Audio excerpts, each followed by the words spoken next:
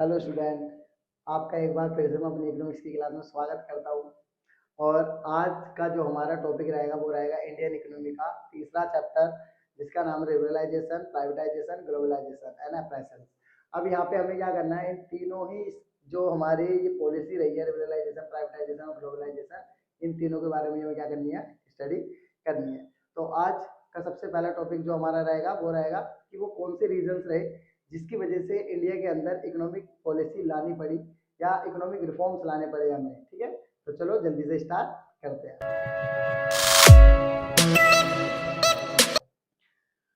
तो स्टूडेंट, हमारा पहला, जैसे कि मैंने अभी आपको बोला, पहला टॉपिक जो हमारा रहेगा वो रहेगा हमारा रीजन। वो रीजन क्या थे जिसकी वजह से हमें रिफॉर्म्स करना पड़ा 1991 के अंदर अपनी इकोनॉमी में। तो सबसे पहला उसका जो रीजन था वो था हमारा पुअर, ठीक है, कंट्रीब्यूशन ऑफ पब्लिक सेक्टर। मतलब हमारा जो पब्लिक सेक्टर था उसने कोई खास कंट्रीब्यूशन नहीं करा इकोनॉमी के अंदर। क्योंकि आपको मैं पहले भी चैप्टर में पढ़ा चुका हूँ कि पब्लिक कंट्रीब्यूशन में क्या था कि उसको सोशल वेलफेयर करना था, नेसेसरी चीजें जो मतलब नेसेसरी आइटम्स होते हैं या नीड्स होती है, ठीक है, हमारी पब्लिक की, उसको पूरा करना था पब्लिक सेक्टर को, मतलब हमारी गवर्नमेंट को, पर वो पूरा नहीं कर पाई। ठीक है, जिस वजह से उसने क्या करा, क्योंकि देखो नीड्स काफी ज्यादा थी पर जो कंपनियां थी गवर्नमेंट, ठीक है, वो बहुत कम थी। ठीक है, जिस वजह से वो पूरी नीड्स नहीं कर पाई और इस वजह से क्या हुआ, डिसअपॉइंट करा उसने पूरी की पूरी पब्लिक को। पहला रीजन। दूसरा रीजन रहा है deficit in the balance of payment. मतलब जो बीओपी होती है, बीओपी के अंदर क्या हो गई थी, डिफिसिट हो गई थी, कमी आ गई। और ये कब होता है मैं आपको ये भी बता देता हूँ, जब हमारा इंपोर्ट ज्यादा हो रहा है, ठीक है, लेकिन एक्सपोर्ट कम हो गया। मतलब एक्चुअल में फॉरनर जो पैसा आना चाहिए हमारे पास एक्सपोर्ट होकर, वो नहीं आ रहा था हमारे पास, ठीक है, और इम्पोर्ट ज्यादा हो रहा था, जिस वजह से हमारा क्या होता, हमारी जो करेंसी थी खुद की वो भी हमारे से जा रही थी। तो इसके कारण क्या हो गया, बीओपी के अंदर डिफिसिट हो गया। तो ये दूसरा रीजन था, ठीक है, डिफिसिट इन द बीओपी या बैलेंस ऑफ पेमेंट। तीसरा मेन रीजन हमारा एक और था, इन्फ्लुएंसरी रिसोर्स। इन्फ्लुएंसरी रिसोर्स इसमें क्या होता है पता है कि जो हमारी नेसेसरी चीजें होती हैं, ठीक है, उन सभी का ना जनरल प्राइस जो होता है वो बढ़ने लग जाता है, मतलब राइज होने लग जाता है धीरे धीरे। और उस समय पे इतना ज्यादा बढ़ गया था ये प्राइस कि बहुत ज्यादा, जिस वजह से हमें क्या करना था, इसको डाउन करना था। क्योंकि जो नॉर्मल पब्लिक थी, ठीक, वो नहीं खरीद पा रही थी चीजों को, अपनी एसेंशियल चीज की, मतलब वो पूरी तरह से नहीं खरीद कर यूज नहीं कर पा रही थी, ये मान सकते हो आप। तो इन्फ्लुएंसरी रिसोर्स, ये मतलब जो प्रेशर था वो बहुत ज्यादा हो चुका था। उसके बाद फोर्थ था हमारा fall in foreign exchange reserve. Fall in foreign exchange reserve fourth हमारा रीजन है, जैसे कि आप देख सकते हो लिखा है यहाँ पे। तो इसमें क्या था कि मैंने जैसे कि अभी आपको बताया, बीओपी में हमारी डिफिसिट हो चुकी थी कि हम ज्यादा से ज्यादा क्या कर रहे थे, इंपोर्ट कर रहे थे। तो जो भी हमारा फॉरेन रिजर्व था वो सारा का सारा इंपोर्ट करने की वजह से हमारा खर्च हो गया, जिस वजह से उसमें क्या हो गई, कमी आ गई। क्योंकि एक्सपोर्ट तो हम कर ही नहीं पा रहे थे ज्यादा, जिससे कि फॉरेन हमारे पास जो पैसा हो वो आए। तो इस वजह से ये हुआ। तो ये फोर्थ रीजन था। फिफ्थ रीजन था यूज बर्डन ऑफ डेप्ट। हमारी जो गवर्नमेंट थी वो लगातार क्या हो रही थी, दबती जा रही थी कर्जे में। अब क्यों, क्योंकि जो एसेंशियल नीड्स थी उसको पूरा करने के लिए गवर्नमेंट के पास पैसा था नहीं, तो वो क्या कर रही थी, बाहर से बड़े बड़े जो मतलब कहते हैं लोन वगैरह लेना शुरू कर दिया था उसने, जैसे कि इंटरनेशनल इंस्टीट्यूट वगैरह से लोने लेने लगी थी। जैसे लाइक मैं आपको बोल देता हूँ, वर्ल्ड बैंक से ले लिया उसने, आईएमएफ से ले लिया था लोन। तो इस तरीके से उन्होंने जब लोन लिया तो ये क्या हुआ, एक बटन बनता चला गया गवर्नमेंट को। पांचवा रीजन था ये। और छठा रीजन इन इफिशिएंट मैनेजमेंट। जो हमारी गवर्नमेंट थी उसका जो मैनेजमेंट था वो कोई ज्यादा खास नहीं था, जिस वजह से ये सब हुआ। ठीक है, तो अब ये 6 रीजनों के कारण क्या हुआ, हमारे 1991 में क्या हुआ, एक क्राइसिस हो गई, इकोनॉमिक क्राइसिस आई। अब ये इकोनॉमिक क्राइसिस के कारण क्या हुआ, हमारी गवर्नमेंट को फोर्स होना पड़ा, मतलब मजबूर होना पड़ा आईएमएफ से, या मान लो इंटरनेशनल जो बैंक है, वर्ल्ड बैंक जिसे हम कहते हैं, उससे लोन लेने पर मजबूर होना पड़ा। और जब हमने लोन लिया उन दोनों से, वर्ल्ड बैंक से और आईएमएफ से, तो उन्होंने हमारे सामने कुछ शर्तें रख दी। तो वो शर्तें क्या थी, ये थी। उन्होंने सबसे पहले क्या बोला कि removing restrictions on private sector. मतलब प्राइवेट सेक्टर पे जितने भी आपने रुकावटें लगा रखे हैं, जो भी रेस्ट्रिक्शंस लगा रखे हैं टैक्सेस की या और भी ट्रैफिक, ठीक है, उन सबको हटाया जाए। क्लियर। उसके बाद उन्होंने बोला reducing the role of the government in many areas. उन्होंने साथ में ये भी एक कंडीशन रख दी कि गवर्नमेंट का जो बहुत सारे एरियाज में रोल हो रहा है, ठीक है, उस रोल को कम करे गवर्नमेंट अपना। ठीक, दो कंडीशन। तीसरी कंडीशन भी रखी थी कि रिमूविंग द ट्रेड रेस्ट्रिक्शन। उन्होंने ये भी बोला कि अपने जो आपने बॉर्डरों पे ट्रेड पॉलिसीज लगा रखी है, जिसकी वजह से ट्रेड में क्या होती है, बहुत ज्यादा रेस्ट्रिक्शन आती है, उनको भी हटाओ। तो ये 3 बड़ी कंडीशंस हमारे सामने वर्ल्ड बैंक ने और IMF ने मिलकर रखी, क्योंकि जब हम उससे पैसा लेने गए अपने नीड के लिए, तो उस टाइम उन्होंने ये 3 कंडीशंस हमारे सामने रखी और हमारे सामने इन 3 कंडीशंस को मानने के अलावा कोई जरिया नहीं था, हमें मानना ही पड़ता, क्योंकि हमारी गवर्नमेंट इतनी ज्यादा डेप्ट में आ चुकी थी और इतना ज्यादा मजबूरी में आ चुकी थी कि उसको ये मानना पड़ा। तो 1991 में इन दोनों ने मिलकर हमसे ये शर्तें मनवा ली। अब इन्हीं शर्तों के कारण हमें क्या करना पड़ा, एक न्यू इकोनॉमिक पॉलिसीज लानी पड़ी। अब एक न्यू इकोनॉमिक पॉलिसीज आई। अब न्यू इकोनॉमिक पॉलिसी देखो आप, ठीक है, यहाँ पे ये रही। तो न्यू इकोनॉमिक पॉलिसी जो आई थी वो जुलाई 1991 में लेकर आई गई और इसको भी क्या करा गया, क्लासीफाई किया गया, ठीक है, 2 काइंड्स के अंदर, 2 मतलब भागों में आप कह सकते हो इस पॉलिसी को डिवाइड कर दिया गया। पहला था इसके अंदर स्टेबलाइजेशन मेजर। स्टेबलाइजेशन मेजर में क्या था कि ये शॉर्ट टर्म के लिए थे बस, जैसे कि आप मान सकते हो विद इन द 1 ईयर के लिए। तो स्टेबलाइजेशन जो मेजर्स करे गए ये शॉर्ट टर्म के लिए जो गोल्स रखे गए न्यू इकोनॉमिक पॉलिसीज के अंदर ये वो थे। फिर दूसरा जो करा गया वो करा गया structural reform. Structural reform measures करा गया, ये जो था हमारा लॉन्ग टाइम के लिए था, ये लॉन्ग टाइम मेजर्स थे हमारे जो मोर देन 1 ईयर चलने वाले थे। क्लियर? तो ये 2 तरीके से हमने क्या करा, न्यू इकोनॉमिक पॉलिसीज को अपने बांट दिया था। अब मैं आपको इसमें बता देता हूं कि स्टेबलाइजेशन मेजर्स के अंदर सबसे पहले हमारा काम क्या था। सबसे पहला काम ये था कि जो हमारी बीओपी थी, जैसे कि मैंने आपको बताया बीओपी में डिफिसिट हो गया था, उस बीओपी की डिफिसिट को क्या करना था, सबसे पहले सही करना था, पहला काम। दूसरा काम मैंने आपको बताया था, इन्फ्लेशनरी प्रेशर हमारे ऊपर था, प्राइस लेवल बहुत ज्यादा बढ़ रहा था, जनरल प्राइस लेवल, उसको क्या करना था, कंट्रोल करना था। ये 2 काम थे आपके स्टेबलाइजेशन मेजर्स के अंदर, मतलब शॉर्ट टर्म। अब लॉन्ग टर्म में क्या था, लॉन्ग टर्म में ये था कि जो हमारी इकोनॉमी की इफिशिएंसी है उसको इंप्रूव करना था। क्लियर? पहला। दूसरा इंक्रीजिंग इंटरनेशनल, ठीक है, कॉम्पिटिटिवनेस, मतलब जो इंटरनेशनल कंपटीशन होता है उसको पूरा करना था हमें, ठीक है, उससे मतलब थोड़ा अपने आप को बराबर लेकर आना था, कंपटीशन करना था हमारी इंडियन कंपनीज को उसके में, ठीक है, ताकि ज्यादा से ज्यादा हम अपनी इकोनॉमी को डेवलप कर सके। तो ये थी हमारी न्यू इकोनॉमिक पॉलिसी।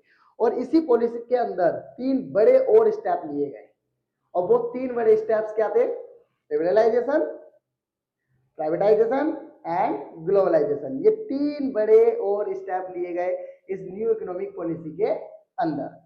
क्लियर? और ये 1991 की जो जुलाई थी उसी में ये सारे फैसले लिए गए थे। ठीक है, तो सबसे पहले हमारा जो है लिबरलाइजेशन। चलो इसको जल्दी से कर लेते हैं फटाफट से। तो लिबरलाइजेशन, अगर मैं इसके मीनिंग की बात करूं तो बहुत सिंपल मीनिंग है। देखो, अगर मैं एक नॉर्मल भाषा में आपको बोलूं तो इसकी मीनिंग है removal of restrictions on trade. अगर ट्रेड पे से आप जब रेस्ट्रिक्शंस हटा देते हो सारे, ठीक है, मान लो, और हर एक फार्म को एंट्री और एग्जिटिंग, मतलब उसको जाना है तो जाए, आना है तो आए, और उसके ऊपर कोई भी रेस्ट्रिक्शंस नहीं होती, मतलब कोई भी रुकावटें नहीं होती, तो समझो उसी चीज, उसी पॉलिसी को हम कहते हैं लिबरलाइजेशन, और यही हमारे इंडिया ने करा था। तो इसके डिफाइन एक्चुअल में क्या डिफाइन आप लिख सकते हो, अगर एग्जाम में पूछा जाता है तो डिफाइन के लिए ये डिफाइन आप लिख सकते हो, refers to removal of entry and growth restrictions on the private sector। तो ये था लिबरलाइजेशन का डिफाइन, ठीक है, या मीनिंग। अब लिबरलाइजेशन के अंदर इस सेक्टर में, मतलब लिबरलाइजेशन जो था हमारा, इसके अंदर मेन पर्पस क्या था इसका, या कौन कौन से हमने रिफॉर्म्स करी थी इसके अंदर, इकोनॉमिक रिफॉर्म्स लिबरलाइजेशन के अंदर। तो सबसे पहले मैं इसका पर्पस बताता हूँ आपको। तो इसके मेन 2 पर्पस थे, ठीक है, लिबरलाइजेशन को अपनाने के 2 मेन पर्पस थे हमारे। तो पहला पर्पस क्या था, to unlock the economic potential of the country. तो सबसे पहला काम ये था कि हम अपने इकोनॉमिक पोटेंशियल को खोलना चाहते थे कंट्री। पोटेंशियल का मतलब होता है फ्यूचर, जो प्रोग्रेस थी हमारी कंट्री की इकोनॉमी की, उसको हम क्या करना चाहते थे, इनकरेज करना चाहते थे, बढ़ाना चाहते थे। तो पहला ये पर्पस था हमारा लिबरलाइजेशन का। दूसरा पर्पस था हमारा to introduce much more competition into economy, और दूसरा पर्पस ये था कि हम ज्यादा से ज्यादा कंपटीशन लाना चाहते थे अपनी इकोनॉमी के अंदर। क्लियर? ये 2 पर्पस थे, समझ में आए। अब हमने क्या करा, लिबरलाइजेशन के अंदर कौन से इकोनॉमिक रिफॉर्म्स करे, तो इसके अंदर हमने कुछ 5 बड़े रिफॉर्म्स करे थे लिबरलाइजेशन के अंदर। तो वो 5 बड़े रिफॉर्म्स कौन से थे, वो ये थे। पहला रिफॉर्म था इंडस्ट्रियल सेक्टर रिफॉर्म्स करा हमने। दूसरा था हमारा फाइनेंशियल सेक्टर को भी रिफॉर्म करा। तीसरा हमारा जो था वो था टैक्स रिफॉर्म। फोर्थ हमारा फॉरेन एक्सचेंज रिफॉर्म्स। अब 5वां था हमारा trade and investment policy reforms. तो ये 5 बड़े हमने, ठीक है, रिफॉर्म्स करे थे। इंडस्ट्रियल, एक इंडस्ट्रियल था आपका, ठीक, दूसरा आपका फाइनेंशियल, टैक्स और फॉरेन, फिर आपका ट्रेड। ये 5 बड़े रिफॉर्म्स थे हमारे लिबरलाइजेशन के अंदर। और इन 5 में से ध्यान रखना, मैं अभी भी रिपीट करवा देता हूं आपको बीच में, कि इनमें से कोई 2 या 3 रिफॉर्म्स बहुत ज्यादा पूछे जाते हैं एग्जाम में, तो इसलिए अच्छे से समझ लेना इस कॉन्सेप्ट को। तो चलो सबसे पहले हम डिस्कस करते हैं पहला रिफॉर्म, इंडस्ट्रियल सेक्टर में क्या रिफॉर्म्स करे गए लिबरलाइजेशन के अंदर। तो पहला जो रिफॉर्म था इंडस्ट्रियल सेक्टर के अंदर वो रिफॉर्म था reduction in industrial licensing. Industrial licensing के जो था उसमें रिडक्शन कर दिया। मैंने आपको पहले के चैप्टर में पढ़ाया है, सेकंड चैप्टर में, ठीक है। अगर अभी तक आपने वो नहीं देखा तो आप जरूर देखना उसको जाके, ताकि उसमें पता लग जाए कि मैं क्या कहना चाह रहा हूँ इंडस्ट्रियल लाइसेंसिंग के बारे में, तो वो आपको समझ में आ जाएगा वहां से। तो वो जो लाइसेंसिंग थी उसको कम कर दिया गया। देन दूसरा, decrease in the role of public sector. Public sector का जो रोल था वो बहुत ज्यादा था हमारी इकोनॉमी के अंदर, उसको क्या कर दिया गया, कम कर दिया गया, और प्राइवेट सेक्टर को क्या कर दी गई, थोड़ी छूट दे दी गई। Then dereservation under the small scale industries.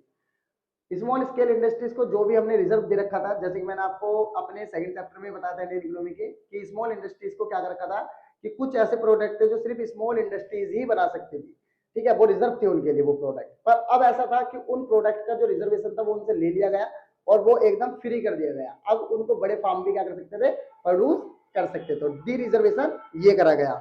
उसके बाद फोर्थ था monopolies and restrictive trade practice act. एक एक्ट लाया गया MRTP एक्ट। इसके अंदर क्या करा गया, कंपटीशन ओपन कर दिया गया, पूरा रेगुलराइजेशन। कि पहले क्या होता था, एक्सपेंशन के लिए नए रिक्वायरमेंट कोई भी हो किसी भी कंपनी की, तो उसके लिए ना गवर्नमेंट से लाइसेंस लेना पड़ता था। पर अब ऐसे किसी भी लाइसेंस की कोई जरूरत नहीं थी किसी भी इंडस्ट्रीज को। तो ये 4 बड़े जो रिफॉर्म्स थे वो इंडस्ट्रियल रिफॉर्म्स थे। ओके, अब सेकंड जो कि हमारा करा गया था फाइनेंशियल सेक्टर रिफॉर्म के अंदर, तो वो उसमें भी 4 बड़े रिफॉर्म्स करे गए थे। तो वो 4 बड़े रिफॉर्म्स ये हैं। सबसे पहला, change in role of RBI. RBI का जो पहले रोल हुआ करता था वो रोल पूरी तरह से चेंज कर दिया गया। दूसरा, origin of the private bank. अब क्या करा गया, पहले ना प्राइवेट बैंक नहीं हुआ करते थे, ठीक, लेकिन अब क्या करा गया, प्राइवेट बैंक को ओपन कर दिया गया। जैसे कि ICICI, ऐसे बड़े बड़े बैंक, HDFC, ये बड़े बड़े जो बैंक थे प्राइवेट, इन बैंकों की क्या करी गई, एस्टेब्लिशमेंट किया गया, ठीक है। पहले प्राइवेट बैंक नहीं थे, अब प्राइवेट बैंक करे गए इस रिफॉर्म के अंदर। दूसरा, increase in the limit in foreign investment. अब फॉरेन इन्वेस्टमेंट की लिमिट को भी क्या कर दिया गया, इंक्रीज कर दिया गया। उसके बाद, easy in the expansion process. जो प्रोसेस था, ठीक है, वो बहुत आसान कर दिया गया। मतलब पहले क्या होता था, कोई भी इंडस्ट्री अपने एक्सपेंशन के लिए उसको लाइसेंस लेना पड़ता था, बहुत ज्यादा, मतलब बहुत कहते हैं ना रेस्ट्रिक्शंस थे, पर अब वो सारे रेस्ट्रिक्शंस हटा दिए गए। अब इजीली कोई भी इंडस्ट्रीज अपना एक्सपेंशन कर सकता था, मतलब अपने आप को बढ़ा सकती थी कोई भी फार्म, ठीक है। तो ये 4 बड़े जो रिफॉर्म थे वो फाइनेंशियल सेक्टर के थे, ठीक। अब हमारा नेक्स्ट आता है थर्ड रिफॉर्म, टैक्स रिफॉर्म, ठीक है। जो टैक्स रिफॉर्म हुआ है वो देखो, तो 2 तरीके के टैक्स थे, एक डायरेक्ट टैक्स होता है और एक इनडायरेक्ट टैक्स। तो इन दोनों ही टैक्सेस में क्या करे गए, रिफॉर्म किया गया। और रिफॉर्म में क्या करा गया, रिडक्शन इन टैक्स। सबसे पहले टैक्स क्या करे गए, रिड्यूस कर दिया गया। जो पहले बहुत ज्यादा टैक्स लगते थे, ड्यूटीज लगती थी, उनको कम कर दिया गया थोड़ा। फिर reform in direct tax, indirect tax में भी क्या करा गया, रिफॉर्म किया गया, ठीक है। उसके बाद सिंप्लीफिकेशन कर दिया गया प्रोसेस, और जो टैक्स का प्रोसेस था वो बहुत ज्यादा सिंपल कर दिया गया। पहले कॉम्प्लिकेशन थे काफी, पर अब बहुत सिंपल था, कोई भी बंदा इजीली क्या कर सकता है, टैक्स पे कर सकता था अपना, ठीक है। और टैक्स कम भी हो गया था, पहले जो हाई टैक्स लगता था, हैवी टैक्स लगते थे, अब वो नहीं था। तो ये 3 बड़े जो रिफॉर्म्स थे वो टैक्स रिफॉर्म में थे। अब हमारे फॉरेन एक्सचेंज रिफॉर्म, जो फोर्थ रिफॉर्म था हमारा रेगुलराइजेशन के अंदर, रेगुलराइजेशन के अंदर जो फोर्थ रिफॉर्म है, इसके अंदर भी 2 रिफॉर्म्स करे गए। सबसे पहले डिवैल्यूएशन ऑफ रुपीज, मतलब जो हमारी करेंसी है ना, इंडियन करेंसी रुपीज, ठीक है। जैसे कि आप देख सकते हो ये रुपीज होता है हमारा, तो रुपीज के जो वैल्यू थी उसको कम कर दिया गया एज अ फॉरेनर करेंसी के मुकाबले, उसके कंपटीशन के मुकाबले हमने अपने रुपीज की वैल्यू को कम कर दिया, उसे हम कहते हैं डिवैल्यूएशन, ठीक है। फिर दूसरा काम हमने क्या करा, market determination of exchange rate. हमने मार्केट डिटर्मिनेशन कर दिया एक्सचेंज रेट पे, मतलब कि जो भी रेट तय करा जाएगा फॉरेनर करेंसी का, वो कौन तय करेगा, मार्केट तय करेगी, ना कि गवर्नमेंट। ओके, तो ये 2 बड़े रिफॉर्म फॉरेन एक्सचेंज रिफॉर्म थे।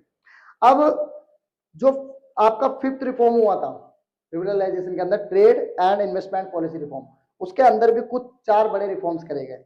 तो 4 बड़े रिफॉर्म्स क्या थे, ये पहला तो removal of quantitative restriction on import and export. Import export पे जो भी रेस्ट्रिक्शंस लगते थे उनको हटा दिया गया, क्लियर। उसके बाद removal of export duty, export duty जो थी वो भी हटा दी गई। Reduction in import duties, import duties जो लगती थी वो भी मतलब एक तरीके से मान लो खत्म कर दी गई वो भी। और रिलैक्सन इन इंपोर्ट लाइसेंसिंग सिस्टम, और जो इंपोर्ट लाइसेंसिंग सिस्टम होता था उसको भी क्या कर दिया गया, कम कर दिया गया। तो ये 4 बड़े रिफॉर्म्स इस सेक्टर में भी किए गए थे। तो अब रिवरलाइजेशन और रीजन, ठीक है, और न्यू इकोनॉमिक पॉलिसी, मैंने ये 3 टॉपिक्स आपके इस वीडियो में कवर कर दिए हैं, ठीक है, क्योंकि वीडियो बहुत ज्यादा लंबी होती जा रही है, इसलिए बाकी के जो 2 टॉपिक बचे प्राइवेटाइजेशन और ग्लोबलाइजेशन, इन दोनों को मैं आपको नेक्स्ट क्लास, ठीक है, नेक्स्ट पार्ट में कराऊंगा इसको पूरा, ठीक है। जब तक के लिए आपको बाय। अगर कोई डाउट हो तो आप कमेंट करके बताना मुझे।